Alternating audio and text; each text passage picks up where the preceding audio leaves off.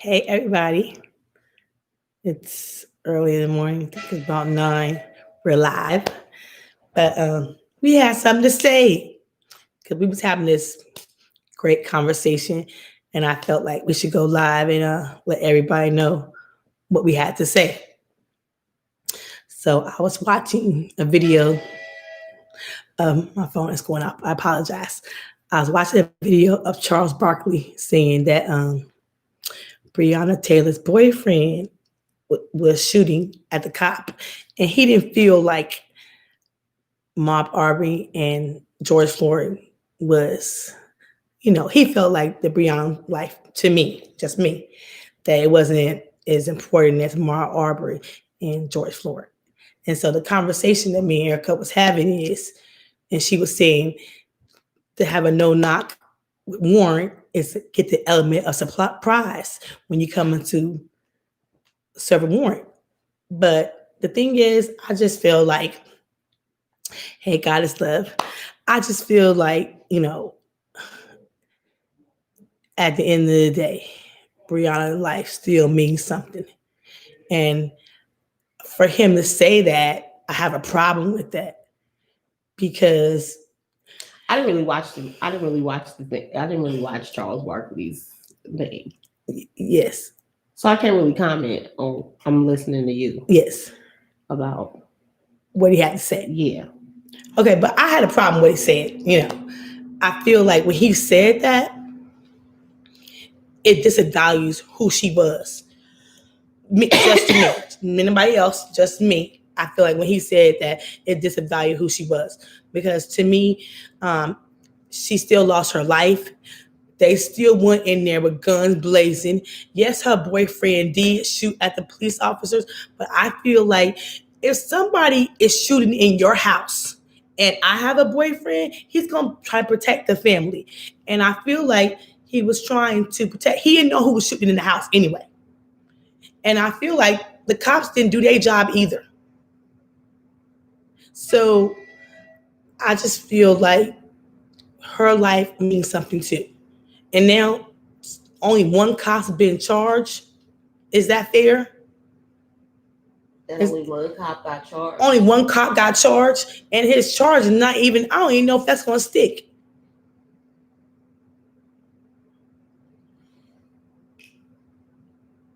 I think that her life means something too because people are aware. Like people who weren't aware maybe of no knock warrants and things like that before. Um, People are now very aware um, about it. So and they're also aware of the conversation. You know what I mean? Like the conversation is being had behind um, this whole situation. So it's like I think that the call to action is the abuse that sometimes police officers Get a use, count, can't see. the abuse that police officers sometimes use when issuing, or judges too for that matter, because the judge has to sign off Yes, on the warrant. Mhm. That they use when doing no knock warrants. You know what I mean? I think that like sometimes we get to a point where people get so mechanical about stuff. Mhm. You know what I mean? And it's like, oh, you want to know knock warrant? Like, here it is, and it's just whatever. But now it's like, oh, wait a minute, things can go real wrong with that. But I don't think like to ban them. I don't know about banning the I'm no not knock. saying I'm not saying ban no knock warrants, but can we? I have a problem with. I don't even think that the police officers knew. I believe they knew. They didn't knew that the person they were looking for was already in jail. So When had he? But okay, like when had he gone to jail? I don't know. Isn't that their job? No. Okay, so what I'm saying is just like when you go on StreamYard and there's like a 5-second delay, right? If he had, okay, like I know he, like I don't have the facts, so I'm just asking a question. I'm not really trying, I'm not trying to like challenge you, but I don't really have the facts of the situation. So I'm like, did he, go to jail the night before? Like what, like when did he go to jail? Did he go to jail 6 months ago and he been in jail 6 months? And they've been staking out her house thinking that they still are in a relationship and that he lives there? Was that just his last known address? Like, I don't know the details. I don't know what in that sense. But I just feel, okay, I don't know how detail is, but I just feel like when Charles Barkley said that, number one, he's on TNT. Number two, he has influence. And to say, it's almost, to me, when I heard what he said, I felt like he was saying, us black women ain't that important. Just be honest. That's what I got this morning from him. Like, oh, her boyfriend was shooting up. So what's the problem? Mm-hmm. And I feel like if Breonna Taylor mama heard that on the news, heard that on TNT, it's doing a disservice to her daughter. Mm-hmm. Don't her life matter? If George Floyd's life matter, Ahmaud Arbery's life matter, don't Breonna Taylor's life matter? Right. I'm just saying, just asking the question this morning. Hello, everybody. But I just feel like it was just wrong for him to say that this morning. Hey, Beauty and Beast, how you doing? I just feel like, when he said that, he's basically saying Breonna Taylor don't matter, but Ahmaud Arbery, George Floyd matters. Oh, because their boyfriend was shooting up somebody. Like, that's just not right. So you took it as that what he said, that he was saying it was right for them to, it was okay for them to shoot or have that rule of engagement. Yes. Because her boyfriend shot at them. Yeah. Yes. Let me tell you this, and you said like an element of surprise. Mm-hmm. If I'm laying in bed with my boyfriend, somebody shooting in my house.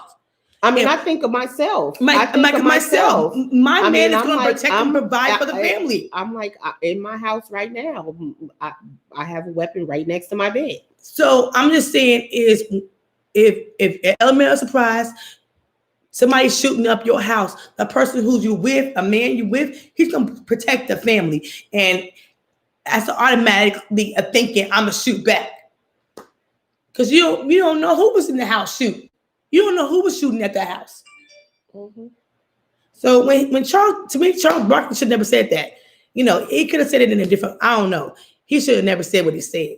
And you wonder why he's getting backlash. We got a problem with that. Mm-hmm.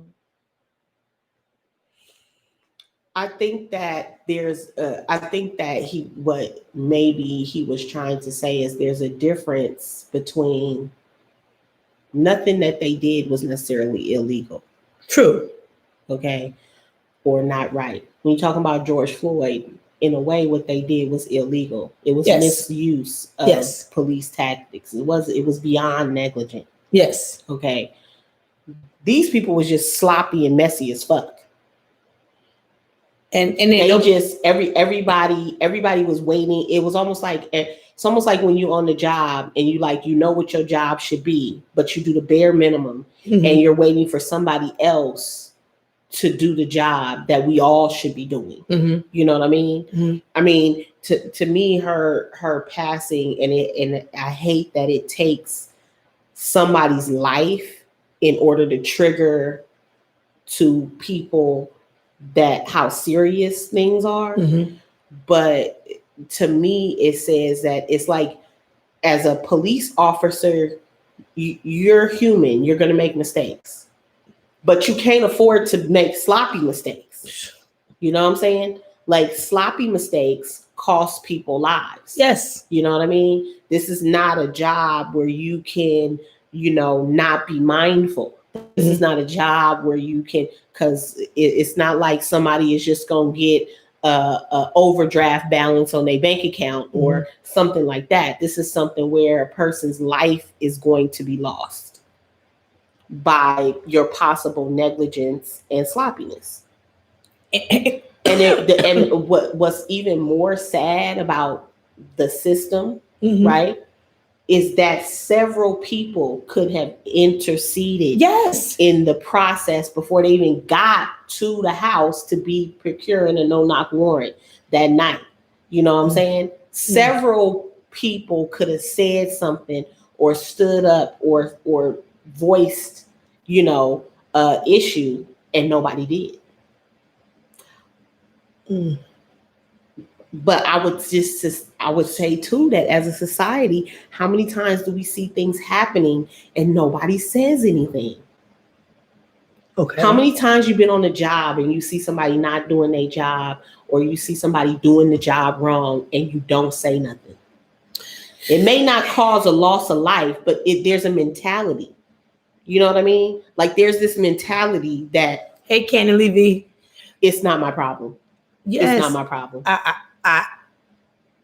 I just, for her losing her life and nobody get charged. That's a sad problem right there. She don't, for her losing her life, only one police officer got charged, and we don't even know if he's going to go to jail. Ballistics didn't even show. I'm looking at this article right now, and it's saying like ballistics didn't even show that the bullet that shot her came from his gun. One of the police officers' gun? The one who got charged with endangerment. He got charged with endangerment. Yeah, I just feels like this is thank you, Ken. And it's like, how can you say, like the police in this article from the Washington Post, it says that the police claim that they were told after the fact to disregard the no-knock portion. You can't. Once I have hold on, it's not even that. It's like once I have something, right, that it's a no-knock warrant, right? We don't get to by word of mouth say, just disregard that part. No, motherfucker, they need another warrant to make it a regular warrant and not a no-knock warrant. You don't say to a motherfucker like, oh, I got a no-knock warrant. We going to go serve this warrant. It's a no-knock warrant, but we ain't gonna pay attention to that part. So now that the lawsuit that the family got, they didn't get enough money. Okay, I don't feel like they got enough money because her life was important. She didn't get enough money. They got a warrant to say you should. See, all this is just wrong, plain wrong. Right. And they did say, even though it was the middle of the night, like you said, so they had it was the middle of the night. Middle of the night, yes. So they had the element of surprise. But the neighbor said that these motherfuckers did knock and announce themselves. Witnesses. So but I know how you sleep. I sleep hard. So I ain't gonna lie. You sleep right here next to me. I sleep hard. I know how you sleep. Yes. Okay, you could be a victim because you wouldn't hear nobody. Yes, I could be a victim. Somebody knocking at my man. You would definitely be. A victim. So this is a problem, and then you wonder why we mistrust the police. Right? They shoot first and ask questions later. I don't care what you say now. They ain't trying to wound you. They is shooting and ask questions later. So it also says that the boyfriend said in his third interview that he did hear an announcement. What the hell? I'm just saying.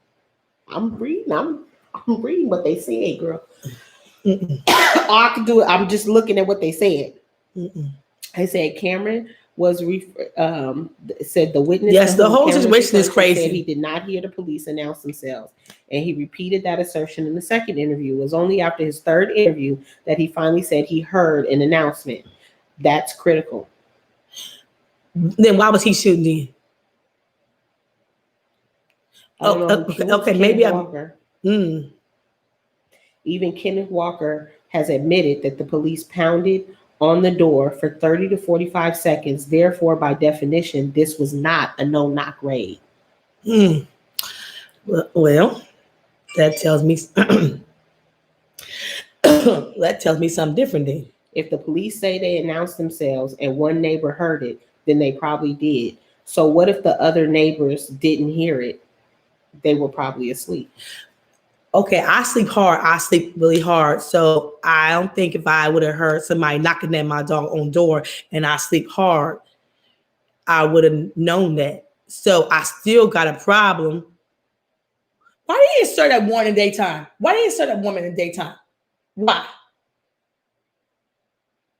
Why are you serving the warrant in nighttime when people are sleeping? What was the warrant even for? I'm just asking. Why didn't you serve the warrant in the daytime? They do surveillance all the time. When the drug dealers, when the police officer are surveilling drug dealers, I'm asking the chat. They do surveillance all the time.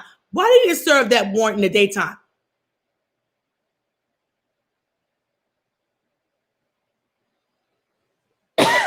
I'm just asking the question. Why didn't I serve that warrant in the daytime? Because they do surveillance all the time. Yeah, I mean, I just don't. I didn't never know the exact details of what time it was. You know, was it 6 a.m.? No, that's 5:30 a.m. They served that. Was it 2 in the morning? I think it was like, I think it was 2, 3, and 4. It was late. It was dark at night. So what you said was they wanted the element dark surprise. At 5 a.m. Yeah, it's dark at 5 a.m. They wanted element surprise. Right. But why? I'm just thinking about what you said. Like, why do it? Why not serve that? Why not serve that warrant in the middle of the day?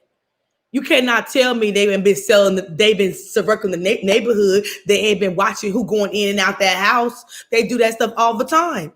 They was trying to catch him off guard. Right. Yes. You're right, Candace B. They were trying to catch him off guard. I mean, but that's what you. I mean, that's what you. That's what you do. Criminal. You ain't gonna catch a criminal unless you catch him off guard. Yes, but they could have served that woman in the daytime. Question: the boyfriend. So the boyfriend they was looking for, was he an old boyfriend, like the last guy she dated, or somebody she did? I think that she didn't date that boy no more. And that I think that her address was his known address.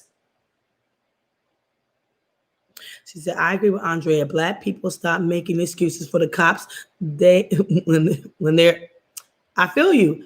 I mean, I'm not making excuses for the cops. I'm just thinking that if my son was a cop, or if I was a cop, you know, like I've been in the military.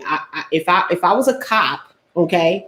I have a right to protect my own life as well. True. I'm out here protecting and serving you, and I'm not out here, and I'm not going to unnecessarily put myself in danger every day. You know what I'm saying? So that's why even before I read anything, I'm like, you can't not have no knock warrants. Okay, it's real fucking criminals out here.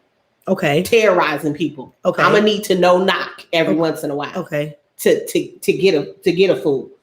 I can't be. I'm a wait. I gotta constantly wait for somebody to be ready for me to enter the house, and then by the time that happened, criminals got better guns than the police department got. Okay, I understand that. I mean, it is dangerous for both of us, then. I'll put it away. It's dangerous for the criminal, and it's dangerous for the American citizen, then, because they are still shooting to kill first. They're not asking no questions. They ask questions after somebody don't die, after somebody don't. Oh, I made a mistake. But your life, if you losing your life, is the police officer getting fired? Is the family getting paid enough? Because I just don't feel like every time a Black person die by the hands of the police, are y'all getting paid enough? No. The answer is no. Because Breonna Taylor was a paramedic. She was going to earn some money. Wait until the hearing. Logic says on this next week, he's going to blow your mind. I know Andrea's going to be up with this. Andrea's going to go off. I'm just saying. It's dangerous. It's dangerous with all parties. I really believe that, Candace Levy. It is dangerous with all parties. It is dangerous. It's dangerous with all parties. People have to take the situation much more seriously than we're taking it. We can't afford to just haphazardly be allowing, stuff to happen and not taking it seriously. And that's it for cops as well. You know what I mean? You getting a warrant for somebody, it should be like a serious thing. Yeah, you should make be sure thinking that's that person's real address now. You should make sure, do a surveillance to see if they're there. Put a warrant in. Why serve a warrant in the nighttime? What if the just think about this. If I was a neighbor, okay, and they shoot at Breonna Taylor's house, but I was her neighbor, I get killed too in the gunfight. Well, what about me? What about me? Dead ass out here. I must ask the question. Is I'm important too? Because if the cops are shooting in Breonna Taylor's house, but they accidentally shoot in my house and I get killed, like, y'all ain't thinking about what y'all shooting at. Well, out here in Sacramento, what they did when they wanted to go into a house, Mm-hmm. I've had police come knock at my door, and I had to get myself and my kids out the house quietly outside Mm-hmm. and go stand like around the corner Mm-hmm. and go be around the corner because they was doing something across the street Mm-hmm. and trying to get into a house across the street, and they didn't know the person had said they had a gun. Mm-hmm. The dad was actually holding the mom and the kids hostage in the house, so they don't know if they was gonna get into like a shootout with dude. So they went around knocking on the doors of the neighbors to try to get out whoever they could get out. Mm-hmm. I'm just saying, it's like the cops are afraid of us everyday citizens. The cops are afraid of us being black. Just keep it at 100. The cops they don't have no communication skills. And I think when the cops go to domestic violence situations, they should have a therapist on the call with them, going out to their houses, because sometimes the cops don't know how to talk to a person who's over the top. I'm just saying. And all this shooting first and ask questions, it's a problem.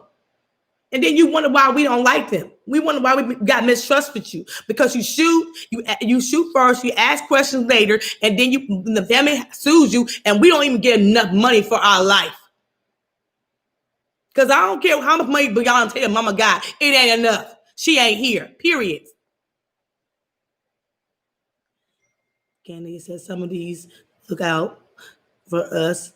My cousin is just quit the police force. Oh, Linda said my cousin just quit the police force. He is sick of all this.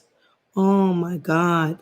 I feel bad for officers good officers. Yes. Who are officers right now, because I would fear for my life if I was a cop. Like, I used to want to be a cop, and I would fear for my life right now. I know my family would fear for my life. Mm-hmm. Being black and being a cop, shit, being any cop, not just black and a cop. Being a cop right now, it's like people. The dude that shot the 8 people in the black church. Why did he go to Burger King, get him some food and stuff? But when they arrest us, they putting their feet on our neck. They handcuffing us, tearing our clothes off, showing our body parts. But the home dude, Caucasian boy, get to go to Burger King and get him some food.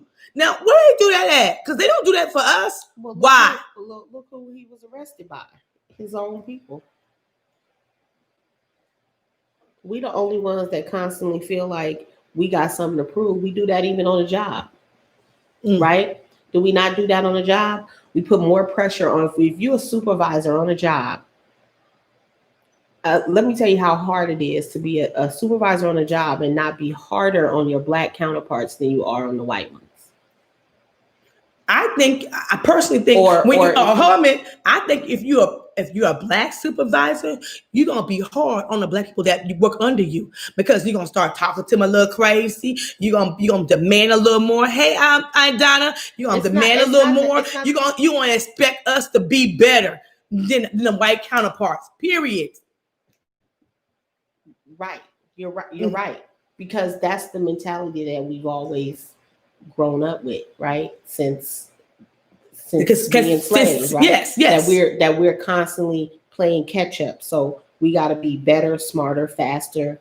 You know, we got to be 10 steps ahead just to be be able to be in the race with other Yes. people. So subconsciously, right, what it comes off when we deal with each other is that I'm harder on you than I would be on somebody else, because I don't want Jane over here, right, to think that we're, that I'm being easy on you. Meanwhile, and I say this all the time, meanwhile, other races, Jews, Asians, Indians, any other race does not give two shits about whether or not you think that they're playing favorites with their own kind. They don't give a damn. They be in there like, you damn straight, I'm hooking up my family. You damn straight, I'm hooking up my people. We're like the only ones that like act like, Uncle Tom's in the situation. And it's like, we get something and we like, okay, now I got this position, but I can't make it seem like, that I want to hire all Black people. Get your ass in there and hire all Black qualified people. I'm not saying go and hire your auntie who can barely read and write to do a job that she can't do. That's not what I'm saying. Even though that's what white people do. They don't give a fuck. They hire they motherfucking whoever. They'll hire somebody they went to school with, their niece or nephew or whoever, and knowing that they can't do the job, but they'll do it anyway. Why? Because I'd rather hire this white person who can't do it just because they white or just because they're the same race as me. And instead of hiring the Black person that I know is overqualified and can do the job with their hands tied behind their back. Okay. But they stay loyal to their own.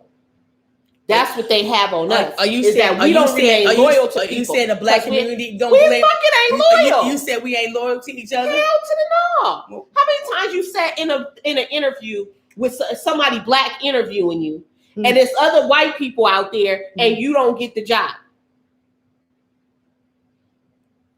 I mean, is it because if it's because I'm not qualified to do the job, I got no problem, right? But I'm gonna tell you right now, if I'm a supervisor and you're just as qualified, and the qualifications are equal between you and Jane over here, I'm hiring you. You know why? Because you Black, and I know that if Susan was supervising, that Susan would hire Jane over you. If y'all both had the same qualifications. Well, can't leave. But I'm also not making no excuses for you. If you get in here and you can't do the job, or you get in here and you take my kindness for weakness, and you think that you're gonna have a free ride because we both Black, like that's another thing that we do. We think that we take advantage of situations. When we get the hookup from somebody, we fucking take advantage of the situation. Well, we wouldn't take advantage of Susan over there, because we know Susan will fire our asses in 2 seconds. Okay. But when it's your girl, when it's somebody who look like us, that's a supervisor, right? We act like we could just do what the fuck ever. Because we like, you supposed to be loyal, Shaniqua. You supposed to be on my side. On your side don't mean come in to work 15 minutes late every fucking day and take long lunches and don't do your job. Okay. If I was in a position, I would hire my own. Linda said, okay. I'm going to tell you, people always say that. I'm being honest. I got a great scenario. Okay. My ex-husband hired some family members. They was the worst. Okay, they gave him hell. They came in there with a collar shirt on. They weren't even professional, because they take advantage. They don't treat that's what I just said. That we don't treat the job the same way we would if somebody was on our asses. Like, you don't want somebody to be scrutinizing everything you do and be on your ass. But then when you get somebody that's not doing that, you fucking you don't your shit be subpar. You don't step up to the plate and actually do the job to the best of your ability. To me, if I work, I ain't never worked harder on a job than when I worked for my mama. When Eleanor hires me for a job, let me tell you something. I'll be like, Eleanor is my supervisor, and they looking at me. They looking at everything I do, and everything I do represents her. Okay. Okay. So I can't, things that I could do at another job where somebody that I didn't know hired me or something like that, Mhm. I can't do here. It's 10 times harder. You want to know why? Fred owned a business just like your ex-husband, right? Yes, yes. My husband owned his own business, right? Yes. You know why Dougie don't work for his daddy? Because he doesn't like some of his rules. It's not that he don't like the rules. Dougie said to my face, I said, Dougie, why would you work for somebody else and not work for your daddy business when you know your daddy gonna pay you more? You know your daddy gonna have your back. You know if you need days off or whatever, you know he'll work the schedule around you. Like he gonna have your back, right? Mhm. You know what Dougie told me? I don't work for daddy because I know I would take advantage of him.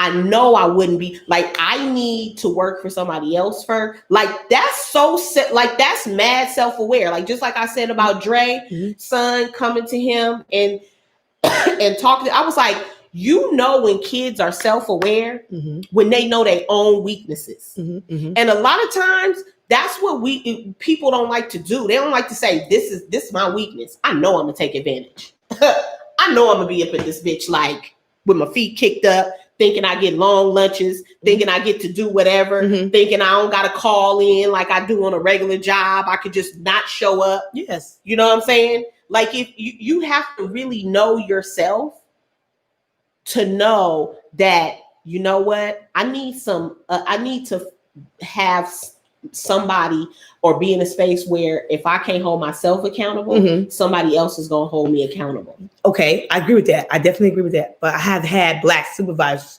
Like, I don't know. I'm like, what's wrong with them? Why are you mad? Why you rude to us? Why are you rude to your kind? But Becky over there, you ain't rude to Becky over there. You're like, hey Becky, how you doing today? How's the kids? He looking at me like, what you gonna do today, Drea?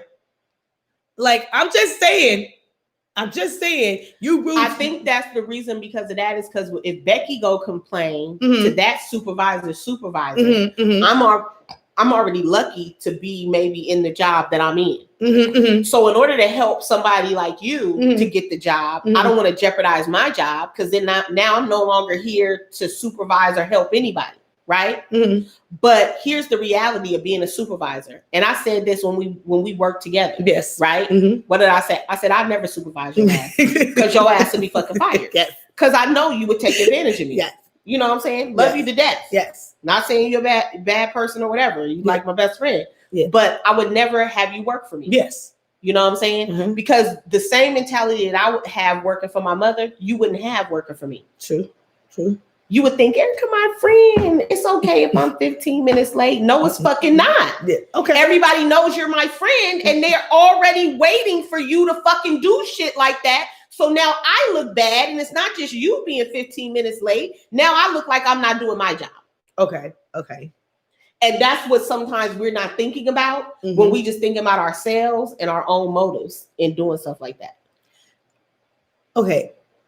It's still not, it's just some things, it's just not. We want people to take care of us by being able to give people a hand up, right? You got to take care of the other person by actually following through and being and excelling at the opportunity that somebody is giving you. Okay. It's just the reality of the situation. It really is. Okay. You know what I mean? Okay, I agree. Because anything less than that is taking advantage of that person. And so when we talk about us not hiring us, when we talk about us not helping us, could it because be we're tired of being taken advantage of by each other. Question. Could it be that you don't just like why is it that you know why Ronnie and Fred hate doing business sometimes? Not hate, but sometimes they be wary of doing business for people like us. Because we always want the hookup. We'll pay the white man whatever he asks for, right? That's true. If that motherfucker give us a bid, we like, oh, his shit must be bomb. He'll come in there and tear your whole shit up, right? When the brother come in, you like, hey man, you know what I'm saying? Let's have a beer. Can I get that hookup? Yeah. No, you can't get the hookup. Hey Derek, I can't work for free. So what you asking me for the hookup? Yes. You saying to me that my work, my time, my expertise is valued less than someone else's. But Okay, my ex-husband had complained about that. I don't. situation. When I buy black products, I don't need no hookup. Yes. I'm paying for the product that I hope I'm getting, and if it's valuable and if it's made with quality and love, I'm gonna buy it again. Yes. Before I buy something else. So you know what I'm saying? But if it's whack, so why is us blacks are not trying to help each other? Is it because we don't want? Are we jealous and we don't want somebody to get an upper hand, or we don't want to learn how to share? Why? I'm just asking the question. I don't think it's because we're jealous. Uh-huh. I think I don't. I mean, I'm not saying some people aren't. Uh-huh. Some people are. Sometimes we are crabs in a barrel. Yes, she right? said. Linda said both. Yeah, it's both. Both. So I'm sometimes just asking we the are question. crabs in a barrel. But I think it's more that we have a lack of trust of each other in our community. Why is that? It's inbred in us to not trust each other. Back on slave, you know, people always, you know, everybody always want to go back to slavery. But the truth of the matter is that subconsciously, Black people have too much hate, corporations, scenarios, the things that could get us where we think we want to go. Okay. Is that's what Derek thinks? Okay. I mean, I just think that you have to start to funnel that trust to your community. But do we teach our a question? Do we teach our kids that black people we can't work with black people? Do we bred that in our children that we can't work together with each other? We can't excel with each other. We can't take, because I have heard people say that we can't take everybody with us. Do that means we can't take our black people with us? I'm just asking the question. What do you think? You can't take everybody with you. Okay. You can only take and it's not about taking somebody with you. It's about leaving the door open for other people who are ready to go to the same level you're going to. If I leave the door open, it's up to you to take the opportunity. My day of carrying niggas on my back is done. Okay. I'll leave the door open for you. When I'll leave a window open. When I'm going to the next level in my life, I'll leave a window open. I'm tired of trying to convince people to join into the movement or to get on the train of upward mobility, right? Because people, a lot of times what we do is, everybody like to be like they the boss, and people don't like to people don't like to take responsibility for the fact that my bad. Just leave it like that. Okay. People don't like to take responsibility for the fact that if it's somebody that I trust, let me tell you something. I am on a mission right now to be in rooms and in circles and around people who know more than I know. Okay. I do not learn anything from being in spaces where I'm the smartest person in the room. Everybody's just feeding off of me. What am I gaining from that? I want to be the dumbest person in the room. You know why? Why? Because I have all the potential in the world. When you're the dumbest person in the room, you have all the potential. There's nothing in that room but growth. There's no growth for you if you're in a room where you're the smartest person. That's what you think? That's what I know. How you gonna grow from somebody who I'm not saying you can't learn something from everybody. Okay. Right? But if you ain't on the level I'm trying to get to, how you gonna get me there? What? Like, do you ask a person who is bad with money to help you with your budget? You know I was bad with money. Come on there. No, I'm asking you. Okay. I didn't say that, but you just told all the people. Yes, I'm bad with money. Yes. But I'm performed there, okay? She trying. She working on it. She working on getting better because she still has ways to go. Okay. But the thing is that we don't like to listen sometimes to people who know more than us. Okay. Right? Okay. Because everybody wants to pretend like they know everything. I'll pretend like I know everything. Yeah, you do. What? Yeah, you do. I don't know everything. Yeah, you do. No, you like to pretend like that though. I don't know. Andrea Lynch don't know everything. Okay, honey, I'm a work in progress. I'm trying to get myself together. People, we legit got into a knockdown, drag out fight before because Andrea came to me and was like, "I need to know how to do a budget." Hey, I wrote Shanita. up a whole budget for this child. Because okay, I said, "Drea, it's them you may Gemini. not make a lot of money." They're little anal. You came to me because I am ain't. That's why you came to me. Yes. Okay. I said, is she good with money? Yes, she is. I say you're a single mother. Yes. You may not make a lot of money, yes. but I'm telling you right now for facts, I can prove to you that you make enough. You make enough. Okay, let me tell you what she did. She put me on a budget. I couldn't buy no hair. I couldn't buy no magazine. It was torture. That's not a budget for me, okay? It was torture. Let me see. A budget and no hair or have your lights on. A budget and no hair or not have your cable get turned off. Okay. A budget and no hair and not get a goddamn 3-day notice on the door. Okay. I don't know. Maybe I'm just stacking the priorities in the wrong way. Look, that's why she don't do my budget no more. Okay, I am better for it. I sure know. I am better for it. Look, I knew that was it's a battle that I knew I would never win. Yeah, I literally had Andrea saving money. Andrea would take her savings, and all I would do is take the savings and put it in an envelope in a drawer. She looked me dead in my face and said, "Don't let me touch this money.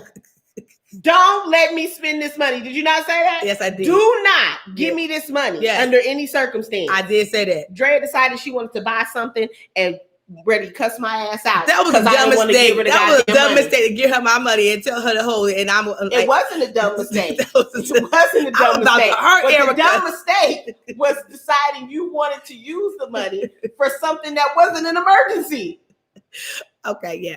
Yes. This was a lie. This was a lie. I said that was the dumb part of me because I didn't know she was that anal. But we're you did know I was that anal. That's why you asked me, and you didn't ask me to do the budget once. Yes, I've been tired. Over the time that we've known each other, you've asked me 4, 5, 6 times to help you with a budget. You asked me to help you with a budget to the point where I refuse to help you with the budget anymore. Okay. I'm not because I'm not one for wasting my time. Okay. You feel me? I'm not saying that I highly utilize every moment of my day. But I'm saying if I'm gonna do something, I'm gonna do what the fuck I want to do. And sitting around making a budget for you that you're not gonna use is just not how I want to spend my life. Yes, Quiet Storm, I did cuss her ass out by my damn money. Yes, she fucking did. Like I was a damn loan shark or some shit. Like I had came in her house and stole the money.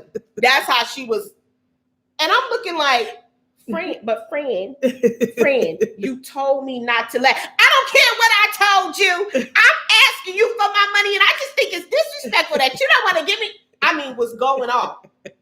Yes, I did. I said, okay, bitch. Here go your money. We ain't never do that shit again. Never. Never, ever do that shit again. Not never. But I do understand. But if I know somebody, I'm gonna tell you right now, it's just if I know somebody that got $1 million and they can tell me how they got it, and they gonna up me on game, and I could become a student of their school. I'm in that bitch taking notes. And I'm not just taking notes for the sake of taking notes. I'm applying those things to my life. Okay. The only reason why I'm decent at those type of things is because I watched my mom do that same thing. We was broke as fuck, but I never felt broke growing up. And it was because she was behind the scenes watching every dime, making sure that it counted. You know what I'm saying? Okay. I get anxiety now that it's not like we never not have, like we always have plenty, right? But I get anxiety now if I don't see tangible results of what I'm spending. Okay. You know what I mean? Like I want to see it like, okay, I got all this money, but what do I have to show for it? I need my money to make more money. I'm not just going to keep making money and giving it away to other people so they could give it away to other people. I agree. I'm at a stage in my life where I need my money to make more money. You feel me? I understand. When you be like, and I know what my weaknesses are, like going to the motherfucking store with your ass, shopping and shit. I don't shop like that, y'all. $130, and you didn't buy shit in the fucking store because you got called outside. I didn't broke off for shit I don't need. Okay. I could have invested that $130. I know my weaknesses. That's why the fuck I don't go nowhere. That's why I stay home. Okay. Yeah, yes. I mean, I know my weak. I know my weakness now too. I make sure all the bills get paid first. I mean, you taught me that. Now don't get me wrong. Erica is good with money. Okay, she taught me how to budget. No, the difference is right now you make enough money to pay all your bills damn near twice over. If you have a problem when the budget is tight, yes, and this is the problem sometimes that people have, right? Okay, yes. I hate the budget is tight. I hate it. I hate it. Me and my sister was just talking, and she finally kind of got some of the shit that I be saying, right? She was watching a show about pools or something, swimming pools, and beautiful pools, and it was a Black family that was on there. And she said, girl, you should have seen this. You got to watch it because it was actually so inspirational because it was about more than just this amazing pool that they built at their house, right? She said for 10 years, the family of 5 lived in a 2-bedroom condo, right? And all they did was budget and save because they wanted to build their dream house. Okay. So mom and dad, I take that, a family of 6. They have 4 kids and them in a 2-bedroom condo for 10 years while they just stack cash. These motherfuckers live fat as fuck now. We have a problem doing that. We don't know how to sacrifice now to have ultimate gain later. We want everything right now. Give it to me now, right now. I can't wait. I don't want everything right now. No, that's not true. It's like you say every day. No, it's like you say all the time to me. I want to buy a house. I want to buy a house, right? Where's the money to buy a house? Where's the savings to buy this house? Where is it? Yeah, you're on Amazon buying shit for right now. Okay. Buying a house is going to take sacrifice. It's true. That's true. It's going to take sacrifice. Yes. At some point, it has to be practiced. Okay. It's not just going to happen overnight, right? Yes. I agree with that. I don't want everything right now either. I mean, I don't have to have everything now. I don't have to have the brand new truck. I don't have to have a brand new house. I don't need all that. Nobody said it had to be brand new, but you got to have some money. Yes, you got to have money to put into something in order to receive something. Yes, and I think you do want the brand new truck. What you don't want is the brand new truck car notes. Okay, because if all of a sudden you was making an extra $700 a month, I'm sure there'd be a brand new car in the driveway. I don't need a brand new truck. I can do. Hey, TC, she lying. I don't want. She want one. I mean, do I want a brand new Suburban? No, I don't want the brand new one. But yes, you do. No, I don't. Yes, but I don't need. I don't need things like that all the time. I can live modestly. What the hell are you looking at me for? If that was true, then you'd be saving money. I'm saving. You're not. I'm saving. Drea pay off credit cards to go run up the credit card. I do not. All the time. Like Fred mama, like my husband mama. I do not. Jeannie pay off a credit card so she could go spend. I never. Look, I'm being true to myself. Was I bad with money back in the day? Yes, I was. Okay. Was I was bad with money when you didn't have a lot of money? Yes. But I need you to have that. If you want to save money, you had to put it like this. Sometimes you got to be stingy with yourself. Yes. Sometimes I'm stingy as fuck with myself. That's why when my husband is like, oh God, my truck broke down, this, that, and the other, I could go on my computer and be like, I see a truck for $8,500. And he like, I got $8,000. Oh, I got some. Don't worry about it. I got you. Because when he giving me a little bit of money here, a little bit of money there, I don't really need nothing. Okay. You know what I'm saying? And so instead of saying, just furnishing my wants and furnishing things like that, I'd rather be able to help people or to have, you know, certain things when I need them. Or like I said, now I'm at a phase in my life where it's like I need to be investing money into things so my money can make money. Okay. And that's where real wealth comes in. Okay. It's not about just having a job or a career and making money to sustain your lifestyle. It's in making your lifestyle sustain itself. Okay. And I'm saying this, back in the day, yes, was I bad with money? Yes. But why do you think you're not bad with money now? I'm not saying I'm not bad with money now. I think I'm a little more better with money. Or do you think you just have more money? That's like I said, there's a difference. Okay. Having more money is not being better with money. Okay. It's like when Iyanla Vanzant said, I was a hood millionaire. I was a welfare millionaire. I still had the same mentality. I just had millions of dollars. So I thought I was better with money, but I was still fucking it off. Even I just had a lot. So you think I'm hood rich? Is that what you think? You think that's what you think I am? Is that what you think I am? Oh, you think I'm hood rich, girl? Because come on with it. You think I'm hood rich? I think sometimes you still have the same bad habits, but they just don't manifest themselves the same because you have the paper in order to pay for whatever it is that you want. So, of course, you're not going to not be able to pay the rent because you got plenty of money to do that, even when you fuck off $2,000 a month. I don't fuck off $2,000 a month. I guarantee you, if I did your budget, I could find $2,000 a month. I promise you. If I wrote down every bill that you have, you ain't got to be so.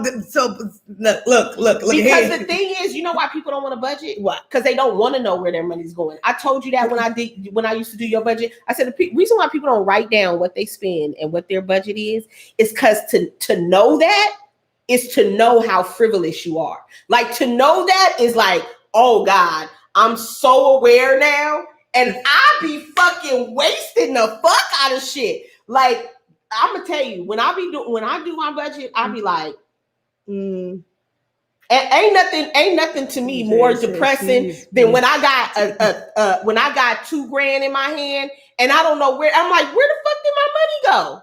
I be pissed. I be a mad son of a bitch. Let me tell you, I got to know what I spent that money on. I really do. I have to know.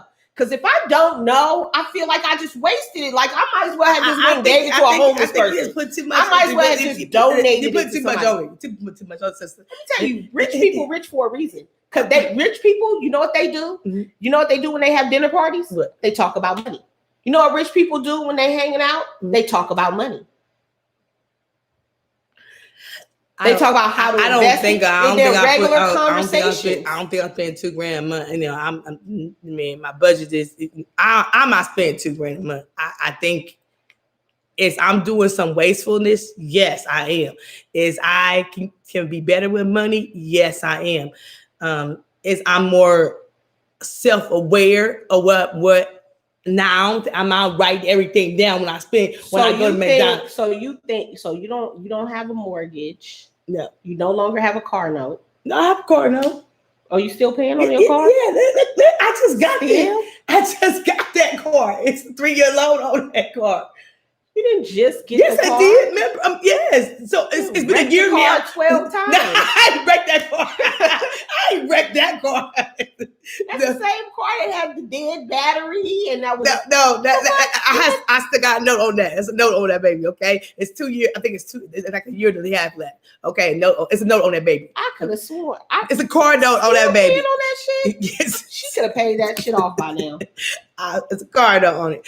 I'm just saying I'm more aware. Save the fucking interest. I'm just saying I'm more aware of money more now than ever. And maybe because I am getting older, I do watch where I'm spending. I do pay attention. I do. I don't write it down every day, but I do check my bank account. I think you have to now because if for some reason something couldn't get paid, that would just be egregious.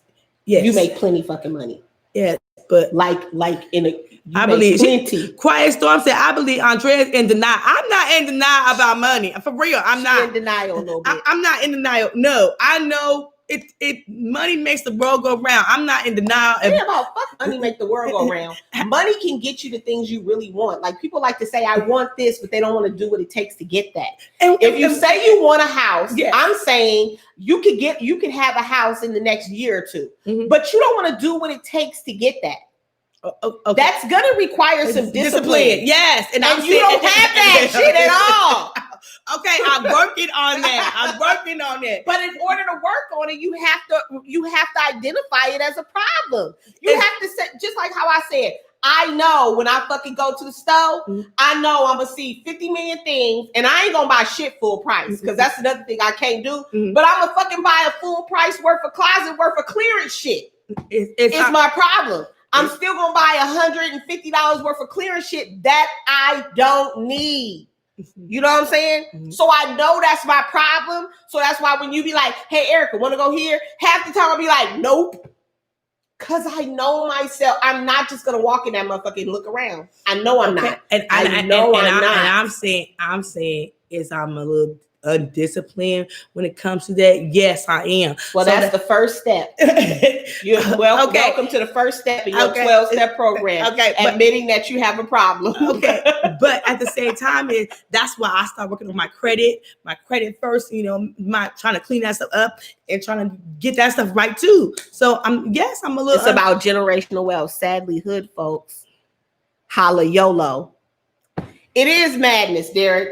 It is madness. Because what generational wealth teaches the generations after you how to continue to build on the wealth that you're gaining. Instead, what we do is we don't give a damn about generational wealth. You know what parents these days say? Sure, my dad say, I'm not talking about your dad. You know what parents these days, what you say? What? I got mine, you better get yours. That's what parents. Stop it. I mean, I heard the conversations. Yeah, you're like nobody helped me, so I don't look at me to help you. No, that's not what I'm saying. I will help my children, but look at here. It's man. I'm talking about future. I'm talking about for future. The reason why you want to buy a house is not just so you can have a house. Yes, it's so you can leave that house, that tangible property, to your children for an investment. Yes, I agree with that. To your grandchildren or your great grandchildren. So the bigger purpose is not just so you can have a house that you can show off to your friends and you can say I bought a house. The higher purpose in that is the generational wealth that it provides, not just for your kids, but also the generational wealth of education of how to be wealthy. A lot of us were not taught how to have wealth. I understand that, but at the same time, we can't keep making excuses. I'm not making excuses. All I'm saying is, my dad. We always like to bring. I knew you was gonna bring. Look, my dad didn't give me shit. They didn't give me shit, and neither did mine. But it's not gonna stop me from giving my kids shit. You don't have to be like. It ain't about whether or not does that feel good? No, it doesn't feel good. So it's like I'm not gonna do that. So the point is, I'm trying to make is yes, I'm gonna leave some stuff to my children, but damn it, sometimes they ask a little spoiled today. They asked a little spoiled. Look, I had to work at 16. They mama, can I get mama? Like it's a little spoiled because it's being given in the wrong way. If they seen mama being disciplined with her money and they seen mama working towards something higher and better, they're just trying to get what they can get from you while they can get it. Because that's how y'all work. That's how you work. That's how you move. Let me get what I can get where I can get it before she spend it on herself. If they knew that you were investing money, if they knew that you were investing in their futures, they would not take advantage of you in that way. I never. But right at this moment, I didn't take advantage. Hold on a minute. I didn't take advantage of my mother and my father. You couldn't. Your daddy wasn't fucking playing with your ass. This motherfucker over here, like I didn't like. She was giving them a gift. I didn't take advantage of them. Let me tell you something. I knew Mother and Father Thompson. They wasn't playing with Andrea. First and foremost, Mother Thompson was always trying to get what she could get whenever she was around. She could have $500 in her pocket. Mother Thompson be like, "You give me $100, baby? Okay, get out of here right now." And your daddy is stingy. He's stingy with himself. Yes, yes. Okay. Yes, yes. So you was not like being like, "No, mom and daddy, y'all don't give me that money. You keep it for yourself." No, they wasn't giving you shit. Yeah, okay, and that's true. So I feel like, look, my kids, they're a little spoiled. Cause you weak. Cause you weak. I'm weak. That's why Freddie and his baby is at my house right now. Cause I'm weak.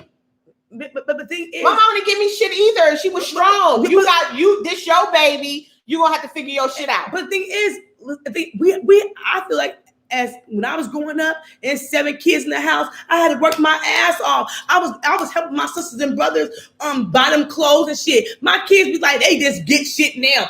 Just get shit. I didn't get that shit. I was working at 16. That shit was hard. It's 7 kids in the house. Veronica Lynch had 100 jobs. In her 22 years, Veronica Lynch had more jobs than you done had in your life. Because Veronica is every day she hustling. Yeah, but she hustling every day. But that hustling spirit comes from she seen she. But you just said that she's spoiled, but really she spoils herself. Okay, she worked hard. Yeah, but the thing what is, I wish that she would know is that if she just work hard like she working and not squander the money, she could own a condo before you own a home. I would want her to know that part. That if she chose at 22 to stack her cash and build her money, I tried to say that to Dougie and his girlfriend. I tried to say to them all the time before they moved out into their own place, right? I tried to be like, for a year, put rent away like you paying rent somewhere. Take the $900 or however much money you think you would pay for rent at a place, right? And don't move out. Just stack that cash. I'll help you buy your first house. You know what they did? What? Went out and got an apartment. I can only open the door. What I tell you earlier. I'm only leaving the door. I'll leave a window open or a door open that you could get through. I ain't carrying you on my back no more. I wish my mama would have said to me some shit like that. I'd own a couple properties right now. Okay. You try to be like, let me offer you the help or the assistance that I was not given. Why pay rent to somebody for somebody else to make millions of dollars and own their shit when you could own your own shit? I mean, I get that, but sometimes my mama never owned a house. You know, my mama bought her first house. That house in El Grove. I owned a house before my mama owned a house. My dad, my budgeting and all of that. My own husband Fred didn't even think we could buy a house. I'm like, baby, we finna buy this house. I budget the money. I know what we can afford. And on this $12.50 an hour, we about to buy this house. Well, my dad, they didn't own their house. Veronica is 23. That house, they own that house. It's 23 years now since they own that house. But my daddy didn't, I give your parents a pass, you know, because they belong to a cult. Okay. Church. My definition of a cult. Okay. When a motherfucker taking all your money, it's a cult to me. And they living good and you struggling, so you could give, you know, like a third of your money to the cult. That's a cult to me. Yes. But, you know, no disrespect to them because I love them to death. But that's a whole nother element, though.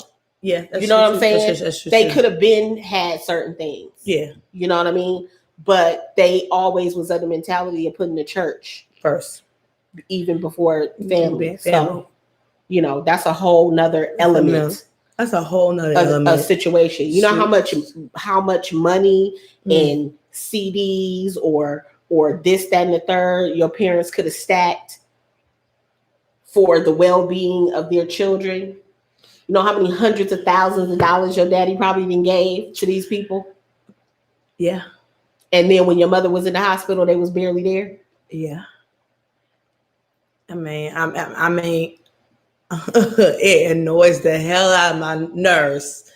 You know, I still. But I look at for me, I look at a store or material things in the same way that I would look at that situation like with the church, right? Mhm. You just gave the money away. Yeah. What did it really serve to you? You know what I mean? It's like for me, I look at a car, like having a nice car is nice. Yes. Right? No Yes. doubt. Yes. Right? Yes. But to me, I just needed to serve a purpose. I just seen many Mercedes Benz sitting on the side of the road getting towed. Yes. I do not need to pay $100,000 for a vehicle for me to get from point A to point B.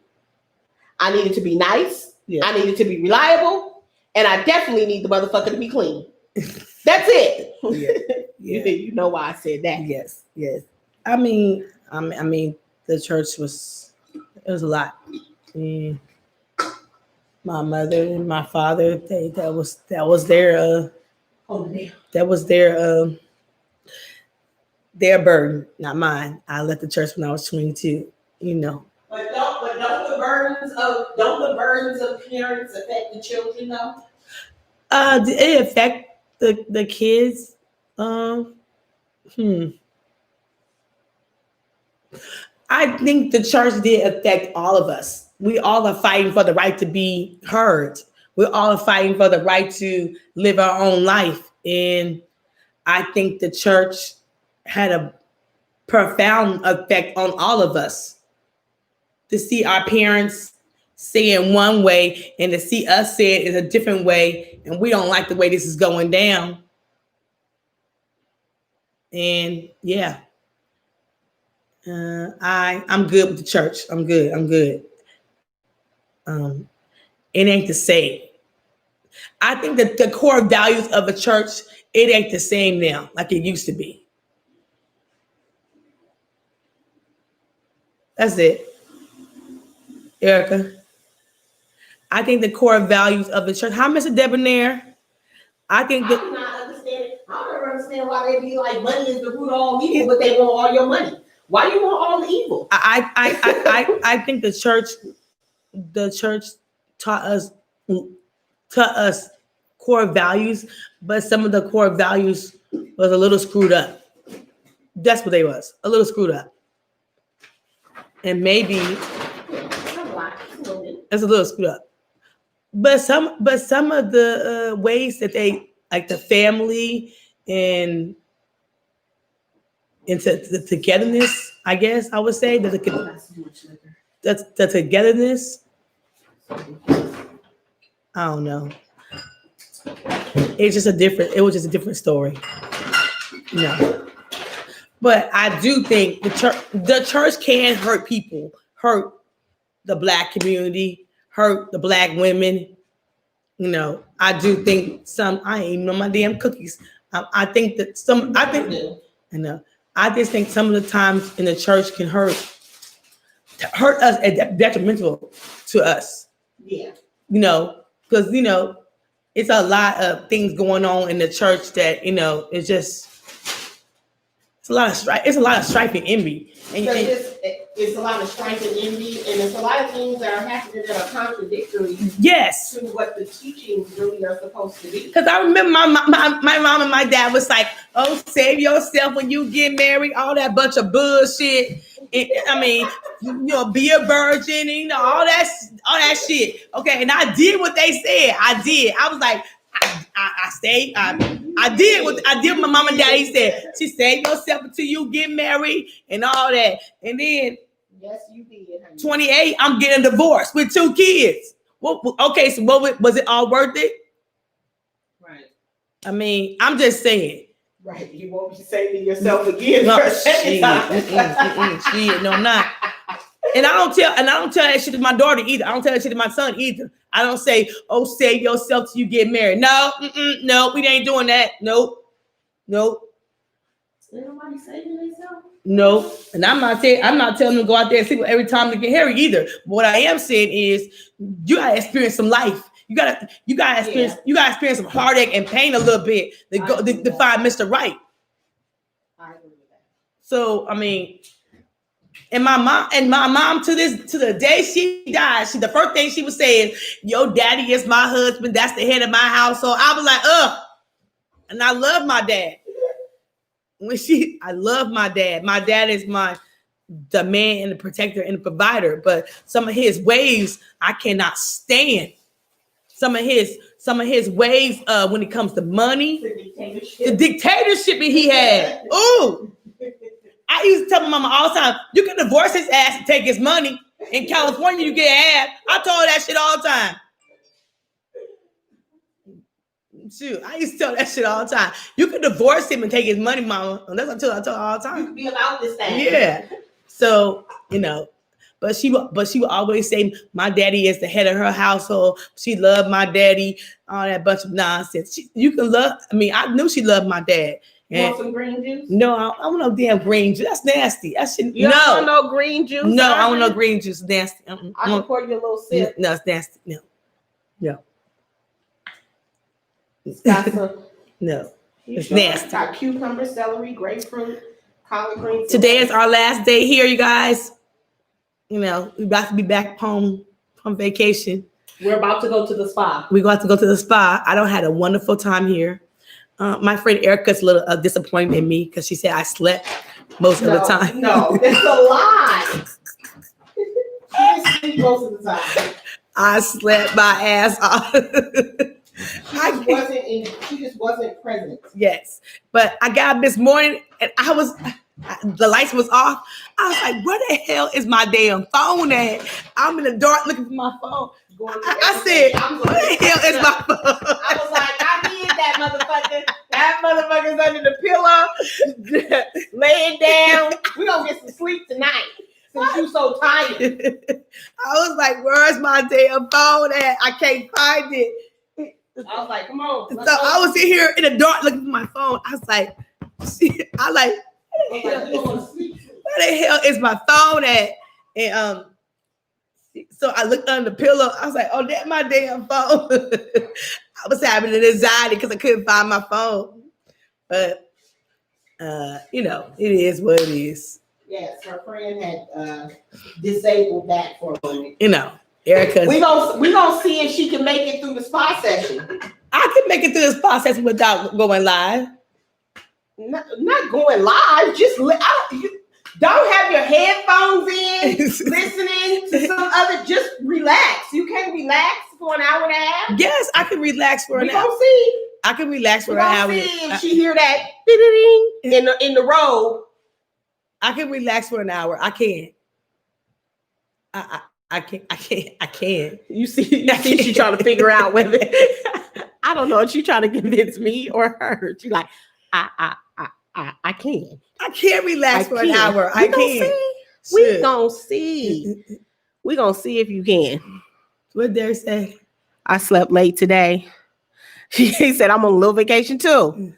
Going back on work on Tuesday. See, sometimes you just gotta. I am good about taking time for myself. You don't think so? No. Why do you think that? Because every time that little gadget right there lights up or rings a bell or the train comes, you got to pick it up. What you're saying is I don't know how to be present. You don't know how to turn it off. Just turn it off for a second. You got to be connected all the time. I don't have to be connected all the time. You think so? When are you disconnected, Drea? When you sleep? Huh? When are you disconnected? I'm just asking. I'm asking you. When are you disconnected? When I'm watching the game or when I'm watching Lies. TV. What? You're not. I call you during the game. You're like, oh, I'm not watching that right now. I say I be doing too much. You're doing something. You know I have a little ADHD, so I cannot focus just doing one thing. I'm gonna be practice. I'm gonna be multitasking all the time. That's not a multitasking is when you can pay attention to more than one thing. You can't give your full attentiveness to more than one thing and know what's going on. If there's a TV show on, I know for facts. There's a TV show going on and you get in a conversation on your phone, you have no clue what just happened on there. That's not multitasking. Okay, so what are you saying that I'm not good at, D? Because basically you're saying I can't watch my TV show, be on YouTube, watch the kids. Because sometimes it just takes being 100% present in one thing. Like do that one thing, give your 100%, get it over with, and go to the next thing. When cell phones are addicted, Hoshi should look into the work of California. Tristan Harris, the phones. My I just was watching a thing this morning. We had that deep conversation too about how they manipulating us to be on these phones all the time and they make money. I'm not addicted to my cell phone. I don't think I'm addicted to my cell phone. No, I'm not addicted to my cell phone. The only thing that got you to put that cell phone down this weekend was going to Fat Burger. I'm not addicted. I said, let's go pick up Fat Burger, and you fucking left out of here without a room key, cell phone, nothing. Okay? I'm not addicted to my cell phone. I think I am used to picking it up and folks is calling my phone or texting me. What did I say about our vacations back in the day? The vacation that we took a decade ago, if we was on vacation. If we was on vacation in Atlanta, Georgia, would I be hooked up to my cell phone like we went last time?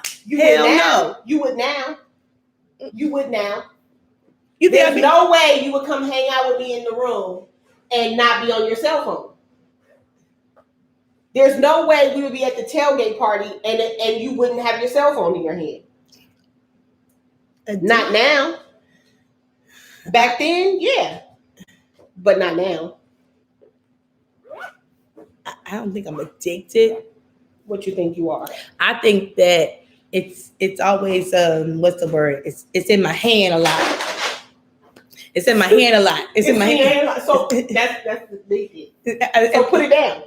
I don't know. Is it jumping in your hand or are you picking it up? I'm saying is it jumping in there by itself? No, I'm saying it's in my hand. Look, there go the train. There's the train. Did y'all hear the train? She want to pick it up bad. She want to pick it up bad. I don't want to. Trust me. I don't want to. Right now, her skin is crawling. She want to pick that bad boy up and flip it over so bad to see who. What is it? What is it? No, it's not. What did he say? It's a new me. I don't think I'm addicted to my cell phone. It's just the way of life right now for us. You know, we in this pandemic, I FaceTime my dad. It's just the way of life right now. It wasn't. I FaceTime my mom and my sister, and I put that bad boy. You know what? The reason why sometimes you can't get in touch with me is because sometimes my phone is in my room and I'm somewhere else. Or like when I'm with my granddaughter, like I'm with my granddaughter. Uh-huh. Like I don't have my phone right by me, like all the time or something like that. Like I've never been that person. If I'm watching a movie, I ain't thinking about no phone. Okay. Well, I'm watching a movie. And Ray is one of those people who used to go to the movie theater and they tell you to turn your phone off, and she don't turn her phone off. Oh my God. She's not like you want to cuss out when you like, they told you to turn your phone off. Wait a minute. I be forgetting to have my phone turned off. It ain't like when I walk in the movie theater, my damn phone turns off. You're in the dark ass movie theater. They have a whole thing. Do they not? Everybody knows this from going to the movie theater. They have a whole thing that says, please turn your cell phones off. Okay, well, I'm not paying attention to that. Okay? Look, I got people calling my phone. I can't help that I got this problem, okay? This, I can't help. The phone is not my friend like that, okay? It is not my friend. My phone is not my friend, okay? Your phone is your friend. No, it's not. My phone is not my friend. Her phone is her A-spoon cool. Yes. So, y'all, we gotta get dressed. We're going to the spa and get this room clean. I enjoy having a conversation with y'all. Thank you, Derek, for holding the chat down for us. We really appreciate it. And I'll let y'all know if her phone is in the spa with us. the phone ain't going to the spot. It's gonna be in my purse. Okay, I'm gonna relax. Okay, I can have a relaxing day, girl. Okay, It's only an hour. it's only an hour. You only Okay? gotta last an hour. Let's see. So, y'all have a nice evening. Okay, and we will be back. I don't know, today, tomorrow. You will see us soon. So y'all take care. Bye. Love you. Bye.